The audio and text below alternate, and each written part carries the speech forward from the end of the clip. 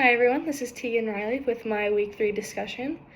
First off, for a topic from the intro video that I thought was interesting, or like something, I thought the way that she was talking about how a righteous person is in right relationship with God and other people, because it's God first, then other people, but I thought that was interesting how she tied that in with the verse in Genesis that says, be fruitful and multiply, because I've only ever really heard it talked about as like, have kids, but I like how she said it's not just solely about that. It's like God is telling you to flourish and be vibrant and use like the personality and the skills that he gives you and use those to enhance your community and make everything a little more vibrant. So I thought that was probably the interesting thing that I took from the intro video. And then for a virtue that was not discussed by Aristotle, I chose self-compassion because that is one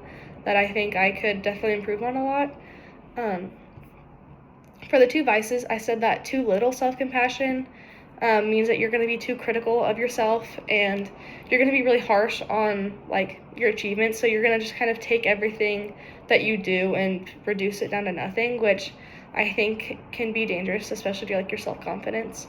And then on the opposite side, having too much self-compassion, I think it creates a little bit of stagnation because you're refusing to take accountability for things, and then you're just like allowing yourself to do what you want because like, oh, I love myself, which is obviously a good thing. But I think when you're not taking accountability for yourself or for your actions, you're not allowing any sort of growth to happen. So then you just kind of plateau where you're at, which, I mean, there's always something we can grow in or learn from. So I would say that is the other extreme end of self-compassion.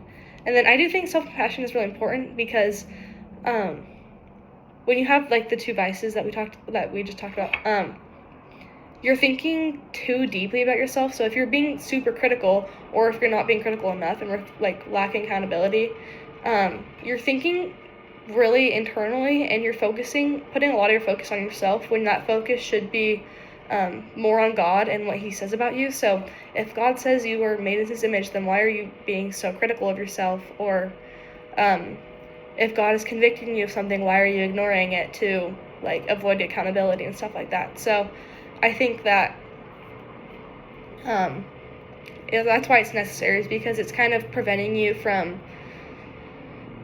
pushing or turning away from God, and being in the middle of that, which is just like the self-compassion, I guess, is that you're allowing yourself to understand what God says about you, and you're allowing yourself to be in that right relationship with him, like we talked about. And then a way that someone could develop this virtue would be, I think, like journaling and self-reflection. If you make a mistake or whatever, don't take it as like a moral failure. You should take it as like, this is a time for me to learn. So like reflecting on that, you're on your own, and then also journaling about it can help you process your emotions and kind of discern how you feel. And then spending time in prayer also is a big one, because when you focus on God and what he's saying about you, you're not going to focus on what you're doing wrong, and you're going to allow yourself to feel conviction that you would get from God, which would help prevent you from having too much self-compassion. So that is my discussion for the week.